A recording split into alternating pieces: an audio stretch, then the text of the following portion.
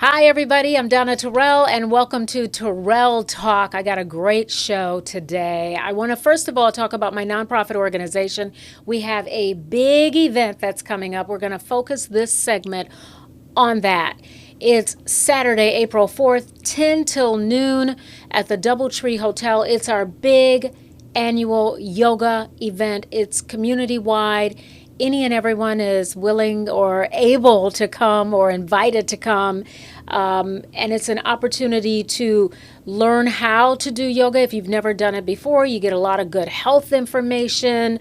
It's open to all fitness levels. And, we get a lot of people who've never, ever in their whole lives ever tried yoga. And they come and then they walk away feeling like, oh my goodness, that was great. So anyway, that's what's coming up on April 4th, 10 a.m. Till noon on that Saturday. It's the Saturday before Easter. But every year we invite a different yoga instructor. Sometimes it's the same yoga instructor. Sometimes it's a combination of. So guess who I have with me today? I want to welcome David Shropshire, who is our yoga instructor for this year. You were here last year. Yes, I was. Yeah, we kind of had you guys doing it in tandem. Yeah. But this time you're at the helm. Yes. I was. I taught last year with my yoga sister Joanne Camp. Yep. And this year I'll be running it. So. Yeah, you and Joanne did a great job together. Yeah, we've been working together.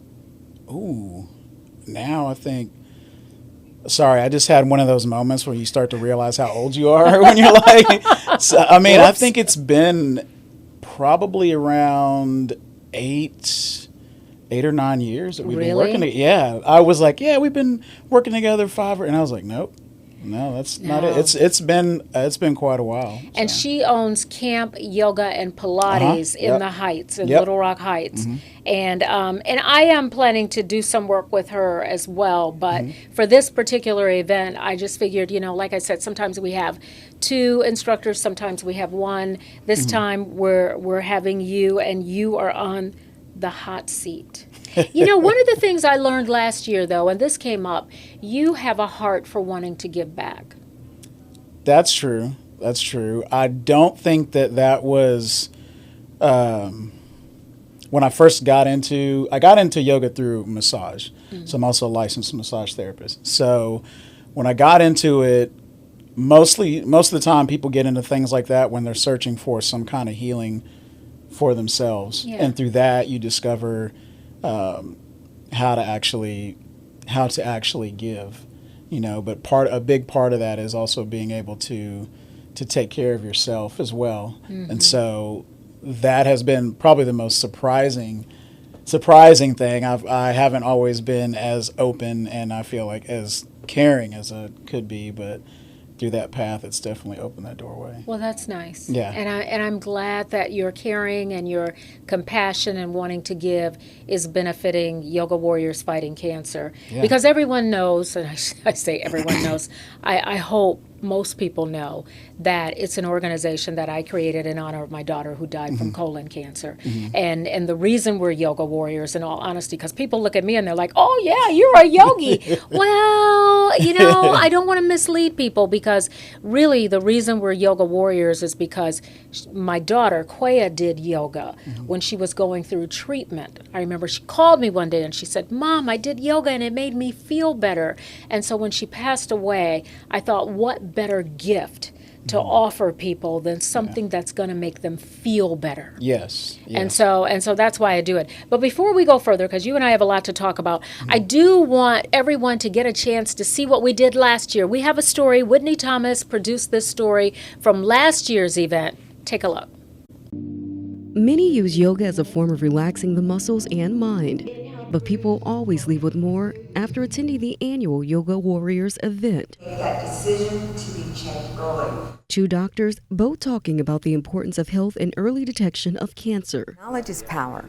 So knowing when you should be screened for cancer, knowing when you're at risk for cancer, science has shown us that early detection can change life. Fox 16's Donna Terrell promoting these conversations after her daughter Quaya's death to colon cancer. Terrell says Quayle would use yoga as a form of physical and mental therapy, something oncologists say helps many. Exercise to me is a prevention mechanism, so we need to get out there and exercise and be a part of yoga and making a difference in our lives. People who became yoga warriors for the first time taking in this information. It's not just in what's going on in my head, it's all in the body as well. And those returning deepening their understanding of how cancer works. It is something that hits every home. Cancer hits every home in some form or fashion. Danielle Walker feeling inspired and ready to make some changes. I gotta admit, I don't do yoga as much as I should, but after today, it's gonna be in my fitness routine. So it really is a fun, informative, moving experience, and you'll get some health information, and we have raffle drawings and giveaways, and we just try to make it as fun as we possibly can.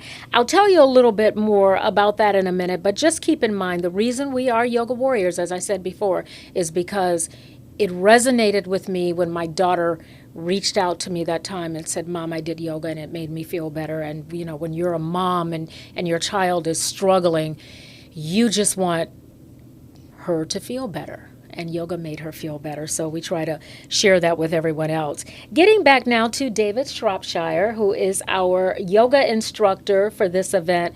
This is going to cater to all different levels, right? Yes. If you've never done yoga before, it can be really intimidating. I just think that the best thing to do is to show up, try it, and above all else, make sure that you have fun and talk to your instructor. Yeah. That's why I teach the way that I teach. I don't ever want to feel unapproachable. I've had a few experiences like that when I first started yoga, to where it seems like the teacher is levitating, and you don't want to mess that up, or because you feel like you can't do X, Y, and Z, or because you're not, wearing your Lululemons, or you don't have a fancy mat, that you don't have a place, and that couldn't be farther. That couldn't be farther from the truth. So I always encourage everybody to talk to your instructors, your yoga teachers, and let them know what's going on with you, And if you can't talk to them, you probably don't need to be. That's probably you need to find another class. You need to find another class. Yeah. Exactly. Let's show some of the photos of David, and I don't want to scare people when they see these, because we're not going to make you do that. That pose right there, do you see that? Mm-hmm. We're not going to make people do that. And just for the record, I can't do that. But it's amazing that you can. How long did it take you to get to a point of flexibility where your body could do some of the things that maybe it couldn't before? So I was born in 1977, so I grew up in the 80s. So I grew up with Chuck Norris and Kung Fu movies and Van Damme, and every kid wanted to do the splits, and I was the first kid on my block who could do the splits. So, and I mean, it probably wasn't the best way to do it, but I was stretching all the time and whatnot, and I've just maintained my flexibility throughout the years. Yeah. So. Now this one I can do. I've the actually, half moon? Yeah. I mean, that's not that hard for me to do. I think what the issue, and this is not necessarily, I mean, obviously on Saturday, April 4th, there may be some yogis who will be doing that pose, but there are different variations that you guys have for people who are not that flexible, or whether they're flexible or not. My thing is balance. Yeah. Trying to maintain my balance, because sometimes I'm like, oh, wait, Yeah, we all struggle with balance. That's a perfectly normal thing. But, the thing about balance is it's not about necessarily being steady. I know that sounds silly, but balance doesn't mean that you're like stiff as a board. Because in that, I mean, you can't see that through the pictures, but there's a lot of micro movements that are happening, and so you're learning how to manage those movements, sometimes going with them, sometimes how to activate in different ways. And I think that really ties into how we go about our day. There's all these kind of little things happening, and it's not about being rigid through your day and holding to a certain perspective. It's about allowing yourself to to kind of roll with the punches, so to speak. And you know, and one of the things, and it's probably one of my greatest faults, is sometimes I compare myself to other people. Yeah. And I know when you're doing yoga and you look around and you see somebody who's doing that, which in all of my years of trying to do yoga, I have never been able to master that pose. And so that said, you know, you have to learn to be your own person and just work within what you have. And I know you offer that to your participants or the folks who are on the mat trying to do it, and making them not feel bad if they can't do the tougher poses. Yeah. I'm not going to call anybody out, you know. A lot of times those poses are a combination of multiple things. So when you start to see arm balances or a lot of these other things, they basically kind of call your bluff. It's like, okay, have I been practicing my breathing? Have I been doing X, Y, and Z, adding all of these things together? It's like, okay, if I've been doing all of these and focusing on doing all these things, then when I try this posture, it should be somewhat attainable. And if it's not, that means there's an element that's missing somewhere. And it doesn't mean you're doing it wrong. You just might have an element out of balance. So you can have the skills to do all of that stuff, but if you're not holding, if you're holding your breath, you're probably, you're probably not going to. You can be physically. I've seen plenty of people who are physically strong, flexible, have all the tools, but they don't breathe. And and see, and that's, I'm glad you pointed that out, because yoga really is about breathing. And I have now started telling people that with yoga, and especially as it pertains to cancer patients, and even their caregivers or people who've never done it before, or folks who are just starting out, breathing is so important. Yeah. And oftentimes when we find ourselves in a challenging situation, we stop breathing. We start holding our breath. Yeah. And that's not what you want to do, because part of the whole experience and being able, like my daughter, walk away and say, Mom, yoga made me feel better, is to breathe. Yeah.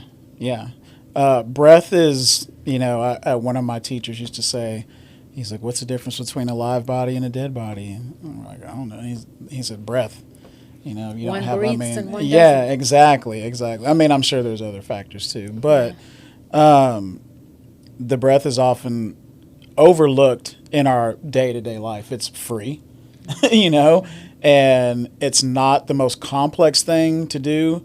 I don't really like the way that a lot of people make it seem like it's complex. Obviously, as you get into breath work, there are some safety precautions, I mean, don't do it like in a pool or like around, things like, things like, yeah. If you're ever going to hold your breath, do it when you're in the water. But it's accessible. It's accessible for everybody. And I feel like, one of the cues that really stuck with me when I was working through some things is I had a teacher to tell me, they say, breathe like you're cared for. Oh. And breathe like you're cared for. Yeah. Even Ryan, everybody knows Ryan now who watches this program. Ryan is our producer. He looked at me when you said that. He shook his head. Breathe like you're cared for. Yeah. I love that. Yeah. I cannot remember who said that. Probably because I burst into tears afterwards. But yeah, that's, and I try to impart that to everybody, because you are cared for. And when when they show up to my class or an event, like, that's very, very important, because without them, there's no me. Like I tell my students in my class, I'm like, if you don't show up, I'm just a dude in a room with some tights, and that's kind of creepy. So thank you for helping me help you. So Yeah, that is kind of creepy. Yeah, you know. But if people are in there, then I can teach them yoga, and There's it's cool. a purpose. Yeah, exactly. There is a purpose. Yeah, But yeah. and we showed those wonderful, wonderful photos of you doing yoga, but I do want folks to know who plan to come to our event on the 4th that we're not going to make you do that unless you are capable of doing that. This is going to be one of those laid back kind of environments where when you get off that mat, you're going to say, wow, I am ready to tackle the day. I feel better. Some folks might want to continue napping or something. Yeah. But whatever the case, you're going to feel better. Yeah. There's nothing wrong with napping. I love it. I love it. I don't want to run out of time because there's some other things I want to discuss with you. Okay. So is it the canoeing or whitewater rafting? Let's show the photo. So some whitewater rafting. I haven't had the typical life, but I have some friends. I call them the adventure crew. One of them, his name is Trey Moore. Incredible human being. Works out on the Nolichucky River. Was really instrumental in helping them with the hurricanes and all that kind of stuff. But he got me out on the water. Look at you. Quite a bit. Who took those photos? So he took them. Yeah, he like canoed through all the tough stuff and just kind of sat there and was, I guess, waiting for us to fall. But, oh, nice.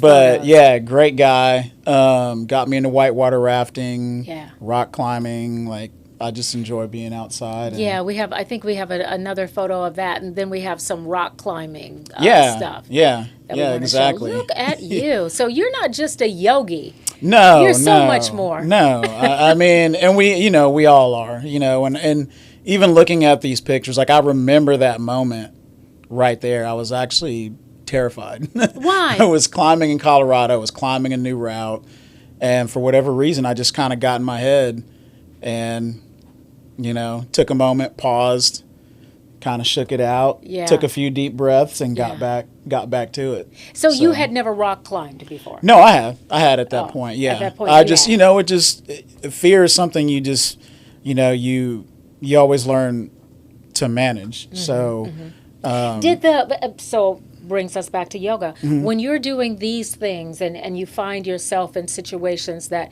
kind of take you outside of that comfort zone, is there anything that you can draw on from your breathing or the meditation or any of that? Yes, and that moment specifically, like I said, I kind of got outside of myself. We had traveled to Colorado. The routes there are a lot higher than they are here, and I just kind of lost that for a second and took a moment, started breathing, and the movement too. Like, movement is out on the rock. You can kind of do what you want to do for the most part, and that's very similar to yoga. Like, there's a demand that certain postures have of you, and there's a certain demand that some of these arts, like rock climbing and whitewater rafting, there's just things that they demand from you, but without being centered and focused, they can all get kind of hectic because they can all be kind of scary. I mean, there's that adventurous part of us, but then, when we're in the trenches and doing it, it can get scary.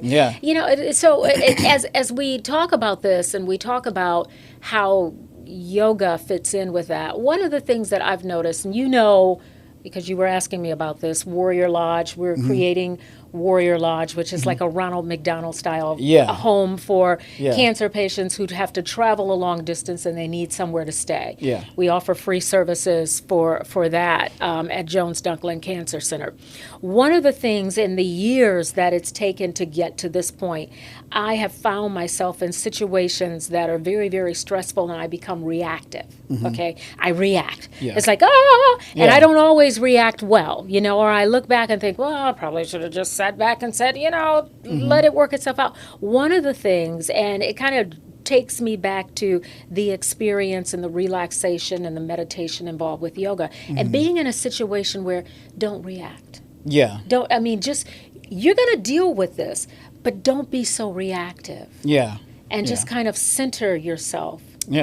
That's very, I'm kind of a nerd, so I grew up in martial arts and things like that, and so yoga tends to be more like a dragon type of wisdom. there's a movie I watched way back in the day, and the guy was telling the difference between the tiger and the dragon. Like the tiger just reacts. It's just there. It's ferocious. It's attacking. But the dragon always has options. The wisdom always leaves you with options. And that's one of the things that I really like about yoga, because it does give you more options. It does leave you with options. And while it is fun, once you kind of dig deeper, I feel like a lot of those options you're not necessarily always going to like, because it's going to expose something that you need to work on that you might have been kind of pushing to the side. But always allow yourself some grace, and So it it'll sounds work like out. to me what you're saying, though, is it can expose some of our deficiencies, but it has the potential to make us better. Yeah. You're able to do that in a safe space. So, for instance, when my dad passed away, because I teach at Barefoot, so they had the Barefoot West location, which was beautiful. It was like a ranch. It was like out on a ranch. They had French doors, and there was like horses everywhere. It was wild. But I would go out there and I would do arm balances. Like that's what got me into like some of the crazy postures you would see. And the reason that I would do those postures is because they're so difficult that I had to be focused. I could not do anything else. Okay. I couldn't just walk away from that. And that really kind of changed the trajectory of my yoga career, so to speak, because right after that, I'd only been teaching 2 years. Breezy Osborne was like, you need to teach a workshop. You need to teach. I was like, I can't teach a workshop. I've only been teaching for 2 years, and these people have been, and I did, and it changed my life. It really, I had a lot of yogis there who'd been practicing forever. Some were newer, and I got to share that passion and that excitement with them, and knowing that people were there to listen to me of all levels and were there for me and with me. That changed the way that I taught. From that point out, I was like, I always want people to be able to feel what I felt from that. So, yeah. Let me ask you, because I think we have about 5 minutes left. I told you the time flies. Yeah. But tell me what you would tell someone who has a difficult time sitting on that mat, really focusing and concentrating and finding themselves inside of themselves. Well, I mean, there's no secret, and don't try to be holy. It's not one of those things where you have to sit a certain way or whatnot. Our minds are going to wander. It happens, Show up, have a seat, lay down, stand up, whatever you need to do. And as you're there, you'll start to kind of settle and find what works for you. For some people, that might be a different type of class. Some people, like I taught a hot power class forever. Some people want to move, and they need to get all of that out before they can be calm. Some people want the opposite of that. So I would say just show up, take a deep breath, and see where that leads you. Yeah. Ryan, show the picture from one of our events. So there it is. So that's from one of the events from years past. That's what the room looks like. That's what I'm inviting you to. That's where I want to see you on Saturday, April 4th at 10 a.m. at the DoubleTree Hotel in downtown Little Rock. I want you to be there. David is going to be there. He's going to guide you through it. I've seen this guy in action. I enjoy him so much because he's funny. And he doesn't even need a microphone to talk to everybody. Yeah, I don't. You started this talking, is hard like, right here. it's like, you can hear me, right? Everybody's like, yeah, we can hear you. And I thought that was great. Show them the graphic. And this is where you want to be. Saturday, April 4th, 10 a.m. till noon, DoubleTree Hotel in Little Rock. I need to thank several people. Where did I put put it? Where did I put it? We have a Lagos necklace that we're going to auction off from Sissy's Log Cabin. I got 2 minutes left, so I don't have to rush through this so quickly. Our great friends over at Kendra Scott in the Promenade, they gave us a really nice gift. It was all wrapped up. I picked it up yesterday. I don't even know what it is, David. I just know it's jewelry, and typically, always, it's beautiful. And also over at the Promenade, my good friends over at Lululemon, they're dressing someone from head to toe. No, it doesn't cost you anything to get in, but we do ask if you can, purchase a T-shirt, or if you want to get involved in our raffle or a silent auction. That's how we make our money. Our money goes toward Warrior Lodge. We've talked about that, but guess what we also have? What's that? And that you didn't know this. No. We provide scholarships, yoga scholarships nice. to cancer patients. We've partnered with UAMS. And any of their patients, we have 3 different studios that we send them off to, and we provide them with a yoga mat and usually a brick or a pillow to help make it more comfortable. And they can, get at least 5 lessons, if not more. Thanks to the generous donors that we have that really believe in what it is that we're doing and how we're trying to enhance the lives of cancer patients. That's cool. Yeah. That's really cool. So listen, I thank you so thank much. Thank you. It's been really nice talking with you and having an opportunity to get to know you better and to know, yes, you are a yogi, but you're so much more. Well, I have my moments. All right. Well, David, thank you. We will see you on the 4th. And I want to thank you for tuning in to this podcast, Terrell Talk. We're coming back next week. We'll have another episode. And until then, take care, everybody. So long.